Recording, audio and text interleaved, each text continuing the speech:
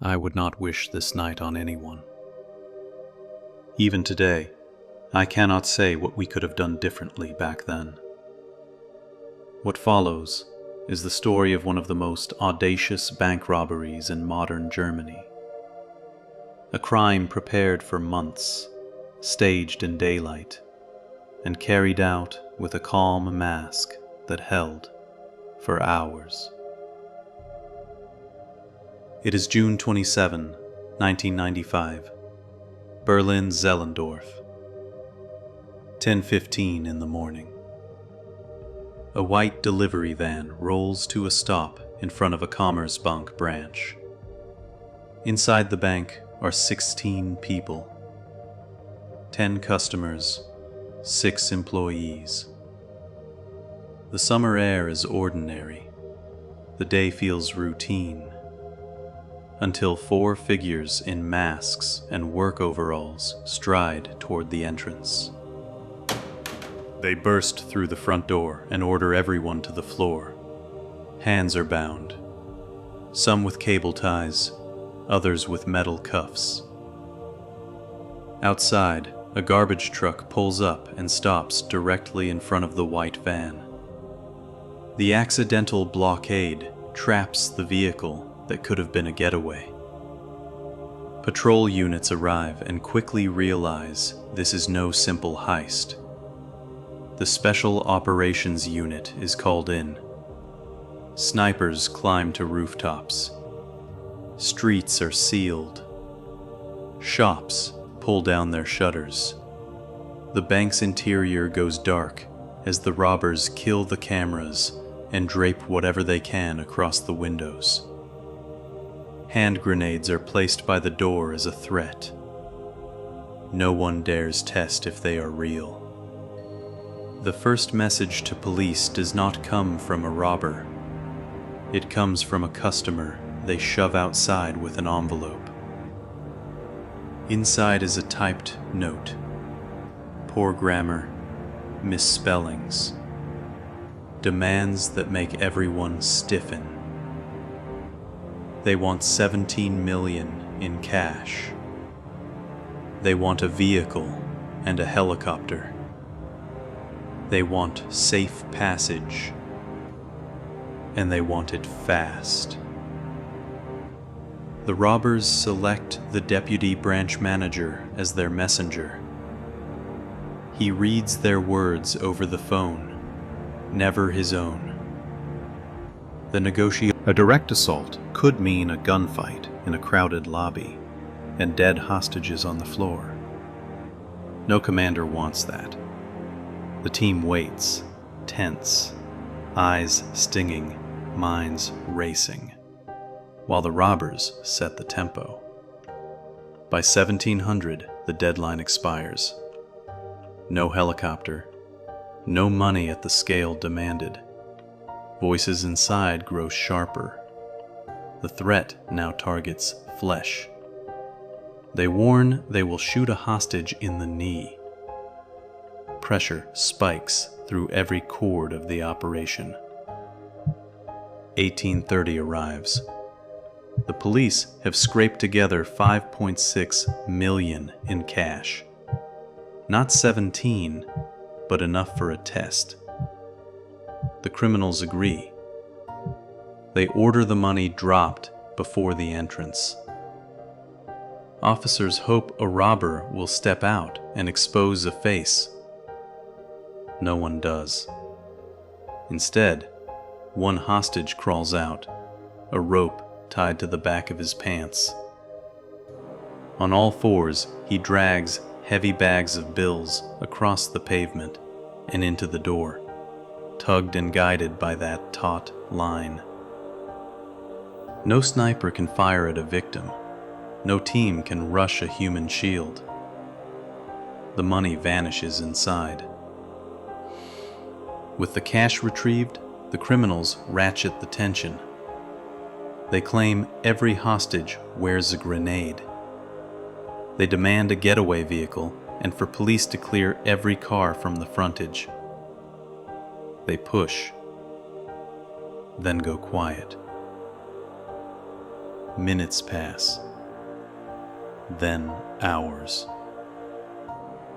The building sinks into a hollow hush. The phone on the counter rings, unanswered. The negotiators try again. No reply. Midnight slides toward morning. Another ultimatum hangs in the air. 2 o'clock. If nothing changes, they will start shooting. The teams hold ground, scan windows, review plans, and wait. Rain could not have felt heavier than that silence. Just before 2, the phone finally rings. It is the deputy branch manager. His voice is tight. The robbers went to the basement, about 80 centimeters across, lined with scavenged timber and hardware store brackets. A perfect worm trail through sand and pipe. The officers consider crawling in. Then they stop. Booby traps are possible, and no one knows where it leads. The assault ends at the tunnel mouth. Now, the case belongs to detectives. A few blocks away, a plainclothes team notices a garage with a window tilted open. Curiosity wins. Inside, they find a rolled carpet, a pallet, and fresh concrete that does not match the rest. They scrape it up. In the dust is a shaft cut straight down. It is the tunnel's other throat. Investigators from a new task force climb into the earth. The work looks crude and professional at once. The thieves hammered a long metal rod into the ground with a sledge and followed it, digging a path around 3 meters down, then horizontal. Boards and angles stolen from construction sites brace the walls. It is old in places, roots already creeping through. It holds together anyway. The tunnel runs to a stormwater pipe. That stroke of luck saves the crew at least 150 meters of digging.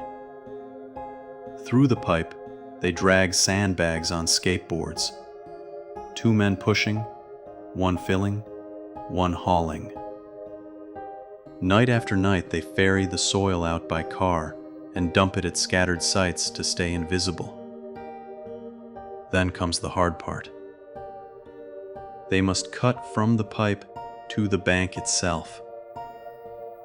4 months of grinding work. Some days they advance a meter, some days less. In early June, they punch a thin probe up through the pavement outside the branch to check their aim.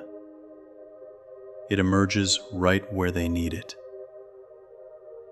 Everything is ready. On June 27, they step into their roles. They mask the cameras. They darken the rooms.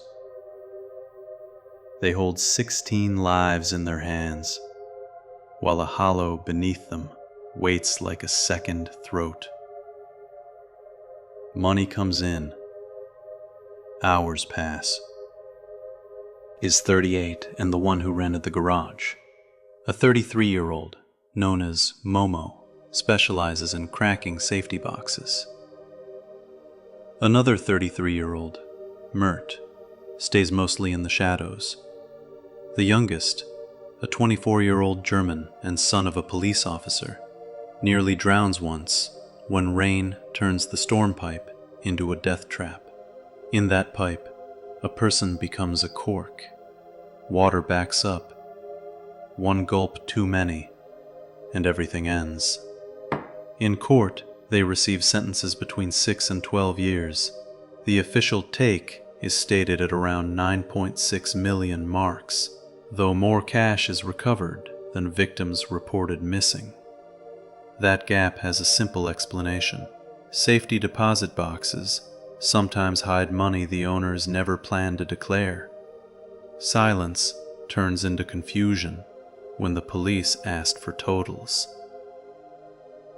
No one believes the thieves enjoyed their loot. 18 months of back-breaking labor, then prison.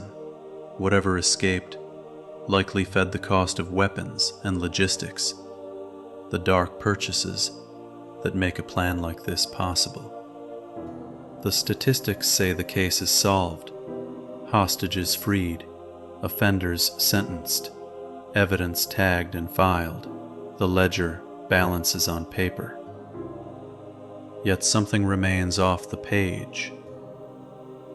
What weighs most are the people who lay on that lobby floor while masked men barked orders. The teller who could not go back to a bank job. The customer who cannot cross a threshold without panic. One hostage took their own life in the aftermath. Others only manage their money because there is online banking now. The scars do not follow the same rules as statutes and files. They remain. After the siege, the officers do something unusual for that era. They invite the hostages back. Coffee and cake. Introductions. An effort to explain decisions. Why they waited. Why they refused to crash a truck through glass. Why they cut the fence. Why the phone kept ringing. Some understand. Some do not come. All carry a weight that strangers cannot see.